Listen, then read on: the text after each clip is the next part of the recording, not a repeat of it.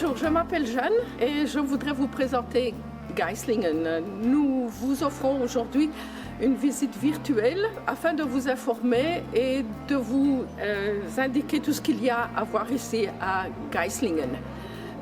Quand nous sommes à l'étranger, il est parfois difficile de faire le guide touristique à ses parents et amis, tout simplement parce que c'est interdit. Ici, nous vous donnons toutes les informations nécessaires afin que vous puissiez raconter à vos parents et amis ce qu'il y a de beau à voir ici à Geislingen. Un jour ou l'autre, nous retrouverons notre normalité. Geislingen est une ville de tradition, elle a 800 ans d'histoire. Sa position géographique est exceptionnelle. Elle se trouve au cœur de 5 vallées et on l'appelle la ville des 5 vallées. Au Moyen Âge, la ville de Geislingen avait une position stratégique très importante car pour aller de Ulm à Stuttgart, il fallait absolument passer par Geislingen. Et ceux qui voulaient aller vers le nord, en provenance de l'Italie, aller vers la Hollande, vers Cologne ou vers le nord de l'Allemagne, devait automatiquement passer par Geislingen.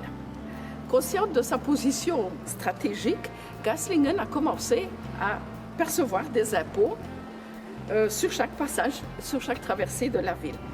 Et ceux qui n'habitaient pas ici devaient automatiquement payer des impôts.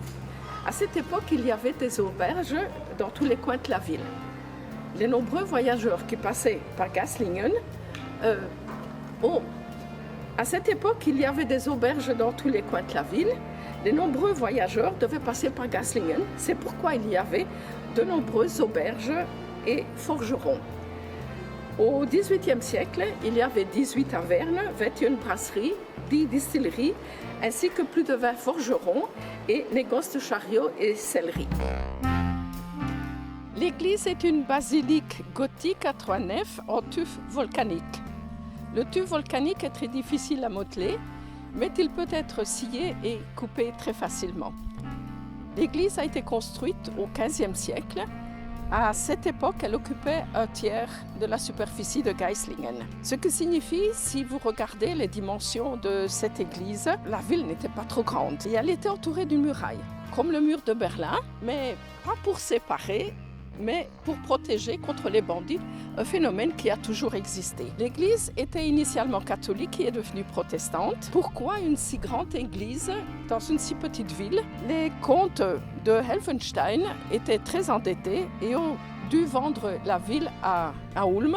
Ulm qui en profita pour montrer sa force et pour limiter l'expansion de la ville, ils ont pris une grande partie de la superficie pour y construire l'église. Il y avait à l'origine 12 autels dans les nefs latérales et les stalles de chœur sont en chêne. Pour une petite église et pour une petite ville comme Geislingen, il y a 54 sièges qui étaient réservés aux VIP de l'époque.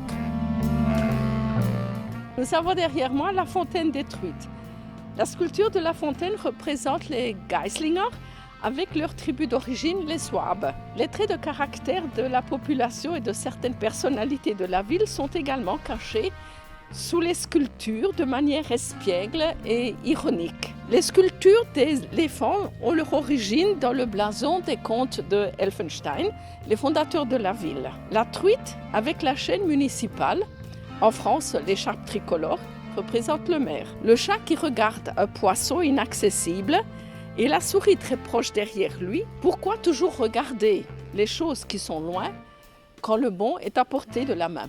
Le poisson au visage de cochon représente le critique, l'insatisfait. L'hypocrite est représenté par le poisson qui a de nombreux coquilles d'escargot. L'honnête, le calme, celui qui est à l'aise, l'équilibré, a une pipe dans la bouche.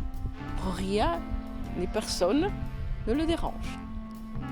Le peureux, bien qu'il soit un poisson et qu'il nage, malgré tout, il a un parapluie ouvert. Et comme je l'ai dit précédemment, les éléphants qui représentent, qui sont le symbole des comtes de Helfenstein, ces éléphants font partie des armoiries des Helfenstein.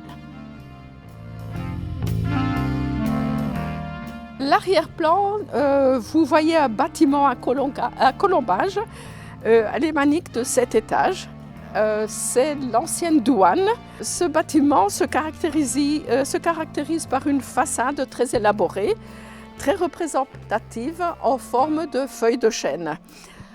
Malheureusement, ce bâtiment est en rénovation pour l'instant. Il n'est pas possible de vous montrer la façade actuellement. Ce bâtiment a été construit par les habitants de Ulm vers 1495.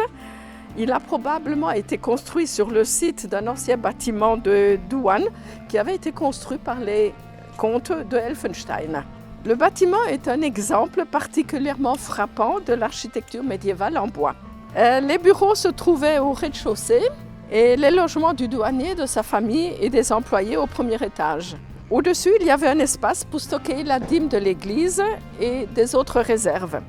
Un beau souvenir relié également des Alte Zoll, comme on dit en allemand, donc la vieille douane, au poète Schubart qui était organiste et précepteur à Geislingen de 1763 à 1769. À cette époque, le chef des douaniers Bühler, dont la fille est devenue l'épouse de Schubart, vivait dans ce bâtiment. Schubart est la muse de La Fontaine à Truith. Vous voyez derrière moi la maison de Christian Friedrich Daniel Schubart qui a vécu ici de 1763 à 1769. Il était organiste, enseignant et prédicateur. C'était un poème exceptionnel. Il était également un excellent musicien, journaliste et compositeur. Le soir où il est arrivé à Geislingen, il se rendit chez le chef douanier pour demander la main de sa fille. Et il écrit à sa mère « Maman, j'ai trouvé une femme qui a l'habitude d'être humble, économe et de garder la bouche fermée, comme on imagine que soit une femme. » Le mariage eut lieu 3 mois plus tard. Schubart avait 24 ans et son épouse Hélène 22. Le mariage était comme le feu et l'eau. Sa femme n'avait pas la vie facile, d'autant plus que Schubart aimait beaucoup l'alcool. L'histoire raconte qu'il devait 400 litres de bière. Il est allé à Geislingen en tant que professeur et organiste. Dans sa frustration vis-à-vis de Geislingen, il a fait écrire dans les dictées à l'école primaire un exemple. Il ne se passe rien ici à Geislingen, sinon que l'un baille l'autre. Les hommes portent des chaussures à boucles d'argent, mangent de la bouillie d'avoine à la maison et sont gouvernés par leurs Amazones. Ces Amazones ont des bibles recouvertes d'argent, elles parlent mal de leurs voisins et peuplent le tas de fumier avec des gamins stupides et sales avec lesquels je dois vivre à l'école. Mieux vaut être esclave à Tivoli que citoyen de Geislingen. Pendant 10 ans, et sans aucun procès, il a été incarcéré. Il a dû passer les 2 premières années en détention sombre, ce qui était très nocif pour sa santé. Pendant son séjour en prison, il a écrit le poème La Truite, qu'il a accompagné musicalement. Franz Schubert a composé une opéra intitulée Le Quintet pour piano et cordes en la majeur La Truite. Ce poème inspirera l'artiste qui a composé La Fontaine à Truith. Le bâtiment servit autrefois d'entrepôt de fruits et céréales, puis d'arsenal pour l'armée, une usine de tissage de corsets. Il sera installé plus tard, ainsi qu'un club de boxe. La sculpture de l'ivoire et la sculpture d'eau étaient d'une grande importance pour la ville et pour la guilde des tourneurs. L'atelier du dernier tourneur de jambes à Geislingen est visible dans son état d'origine dans ce musée. Au XVe, XVIe et XVIIe siècle, à Geislingen, il y avait toujours de 30 à 40 maîtres sculpteurs d'eau.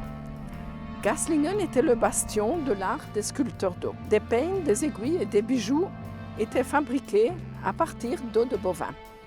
En 1780, la ville a acheté plus de 30 000 os de bovins à la ville de Strasbourg.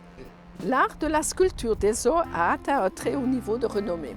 Vers 1600, Abraham Resch était très célèbre pour son habileté et pour son talent. Sa spécialité était la production de très petites miniatures.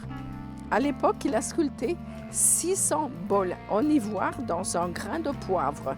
Ce grain de poivre a été présenté au pape Paul V. Le pape a dû se servir d'une loupe pour pouvoir admirer ce grain de poivre. Une autre pièce bien connue est un jeu d'échecs en ivoire. Un sculpteur d'ivoire, Johann Friedrich Knoll, a sculpté les pièces d'échecs qui représentent des soldats ottomans et français dans des uniformes différents. Il a voulu vendre ce jeu d'échecs au Congrès de Vienne en 1814, mais il a échoué. Et comme il n'avait plus d'argent pour pouvoir rentrer à Geislingen, il a dû prêter ce jeu d'échecs. En 1846, la démolition du bâtiment était prévue pour construire un boulevard de la route principale à la gare. Faute d'argent, le plan a dû être arrêté. Aujourd'hui, l'ancien bâtiment abrite un musée d'histoire locale, très intéressant, avec un musée du coffre au trésor, des coffres forts de luxe. Le bâtiment a été rénové à plusieurs reprises, mais il n'a pas été modifié de manière significative. La tour solitaire, ou Löwenturm en allemand. Löwenturm a probablement été construit entre 1300 et 1400. Après la destruction de la forteresse de Elfenstein, la tour a servi de tour de guet aux incendies. Lorsque Geislingen est entré en possession des Bavarois, la tour aurait dû être démolie. Cependant, les Geislinger, pour qui Löwenturm était le symbole de la ville, ont prié les Bavarois avec succès de renoncer à leur projet. Et maintenant, nous pouvons encore admirer la tour au-dessus de la colline. Je vous remercie de votre attention. Je remercie la Volkshochschule qui nous a donné l'occasion de vous montrer cette visite guidée et espère vous avoir donné envie de montrer à vos parents et amis les bijoux de Geislingen.